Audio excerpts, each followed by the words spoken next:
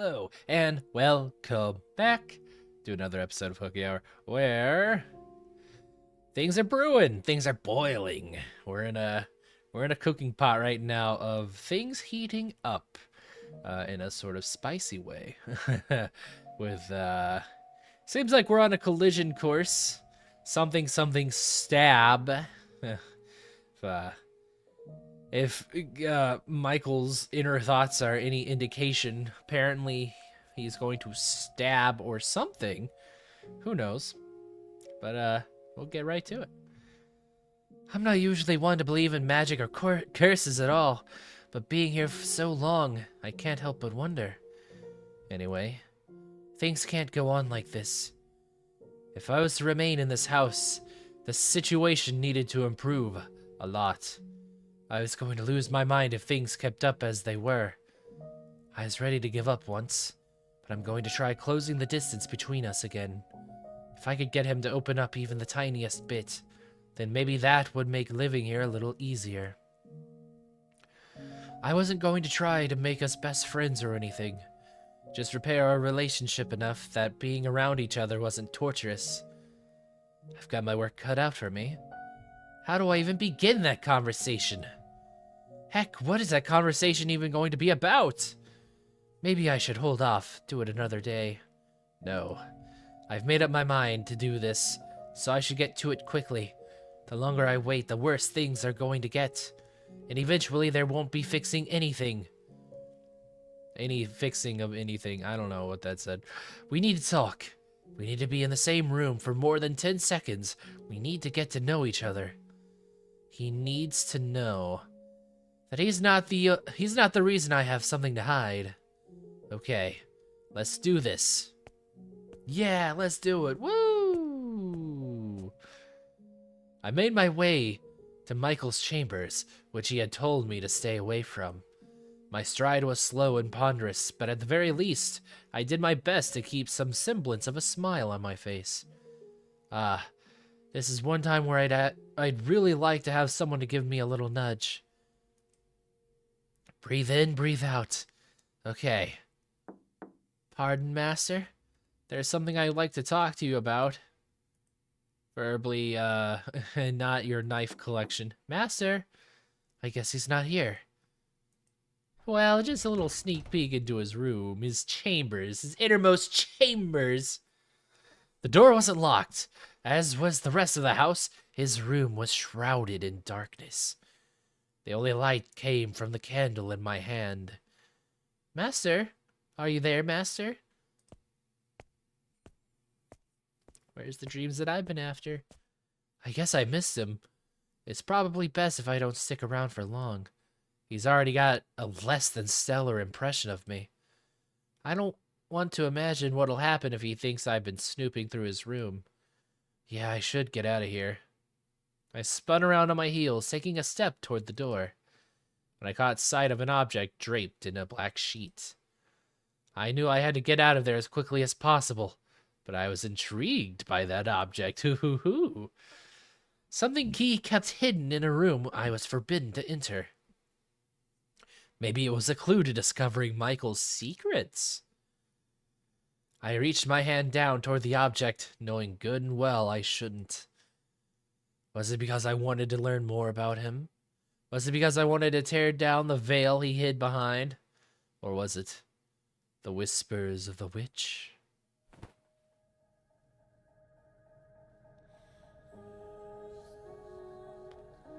Oh. What do we have here? I pulled off the sheet, revealing a framed painting of what appeared to be a noblewoman with porcelain white skin. What stood out about her, though, was that the woman's hair was as pale as her skin.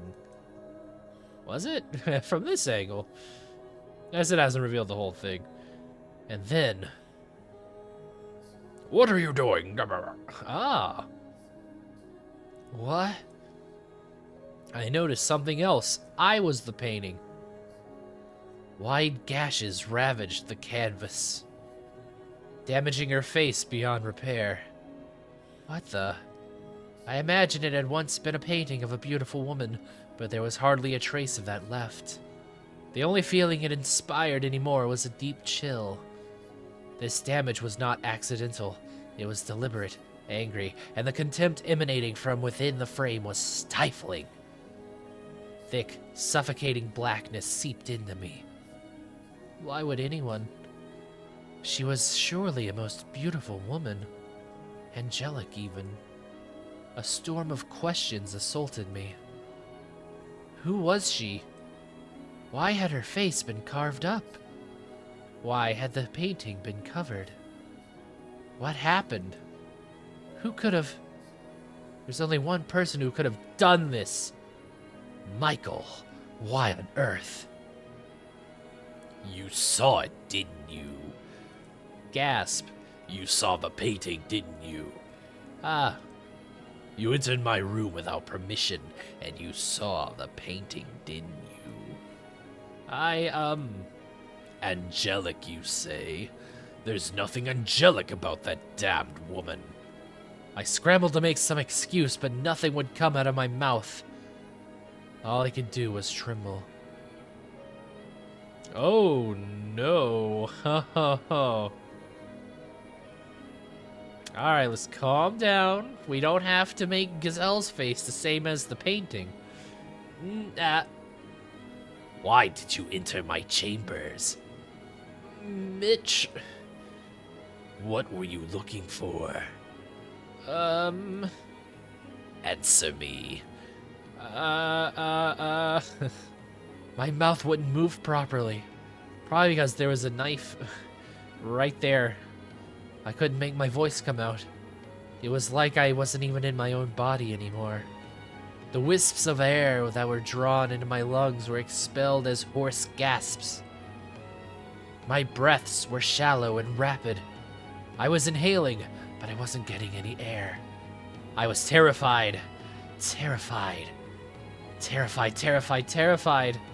Of his eyes, of his voice, of his feelings. Of the knife he was holding up to me.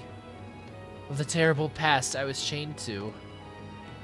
The man's voice, the man's very flesh, terrified me. What were you trying to find, and what were you planning to do with it? Answer me. Another thing you refuse to tell me, then. No, I'm trying. Nothing's coming out of my mouth, though. Everything's so bright, and I can't catch my breath. I can't breathe. That's fine, though. You don't have to tell me. I have a pretty good idea. An idea? What do you mean? Money is what brought you to the Bollinger estate, and it's what brought you to me, too. There are countless people who would love to see that house fall, and a noble family fears nothing more than disrepute. You were, I presume, approached by someone scheming the Bollinger's downfall. No. And as it just so happens, the Bollingers have a very unfortunate secret, one they are desperate to keep under wraps. Me. Someone suspected I might still be alive, so they sent you to dig up information about me. My very existence threatens to tear down that house. The cursed youngest son of the Bollinger family. Michael, who made a pact with the devil. Who is supposed to be dead, but is very much alive. You sweet-talked your way into that house, and into information about me and my present situation. And you meant to trade that information for money. I bet whoever it was put quite a handsome price on it, too. Or maybe the one plotting to ruin the Bollinger family is you. No, that's not true. Then enlighten me. Please, hear me out as I try to fight a yawn. I didn't know anything about you. I wasn't sniffing around, or trying to bring you harm in any way. Then tell me, if that's not the reason you wormed your way into the Bollinger estate, and that's not what you're doing here, then tell me what is. Tell me why you came to this mansion. You want me to tell you about that? No way, that's asking way too much. Tell me. I swear I haven't done anything wrong to you. To wrong you. I simply wanted to make our life together a little more comfortable. To bring some warmth to this frigid relationship we have. That's the only reason I wanted to find out more about you. I must assume I'm right then, Gazelle. I must tell him he's wrong. I must tell him I mean no harm. But I can't say anything. A merchant's daughter became an abigail at a noble house. Could you come up with a more obvious lie? Ugh. Your father's the one who... Wait. How does he know that I'm from a merchant family? You look perplexed. Perhaps you're wondering how I know you come from a merchant family. I may be imprisoned in this house, not free to move as I please, but I have my ways. I know everything. Everything? Then he knows about that too. Oh yes, I do know. Please... don't... In your quest for money... Don't say it. You slept with my father. Oh. Huh? Oh no. In that moment, Michael plunged his knife into my heart.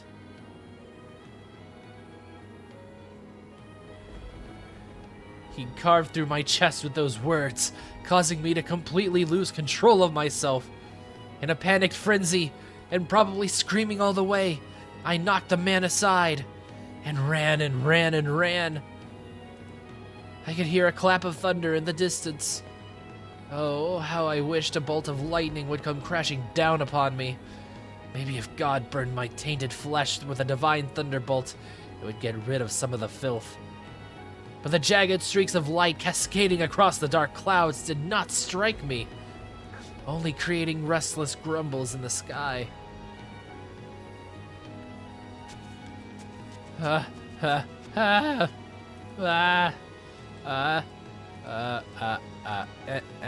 Why? I knew that if I fled that mansion, I would likely be causing trouble for my mom and sister, but I was helpless to stop myself. All I could do was run from all that threatened me with no regard for the consequences. Before long, small droplets of rain began falling, which soon grew heavy enough to penetrate the forest canopy and reach the ground where I stood. The downpour drowned out my tears and my cries. Because I had rushed from the mansion without even putting on a cloak, each cold winter droplet stung bitterly against my flesh. But the bite of the rain was like a warm embrace compared to what I had been through before. Michael had spoken the truth. As much as I wanted to deny it, to avert my eyes, reality was forever engraved in this body. Oh, no, I don't want to think about it. I had no say in the matter. Get out of my head.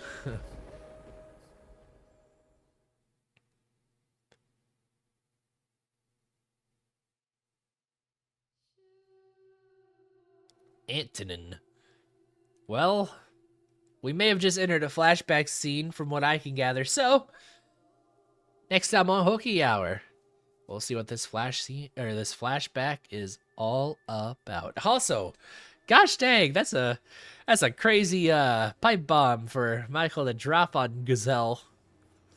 I assume we're about to see that happen, maybe in real time. I may have to do some editing, but that's okay, because next time on Hooky Hour we'll pick up at some point, whether it's right here or if I can get away with not having to edit, you know, some or another. So until next time, I'll see you. Bye.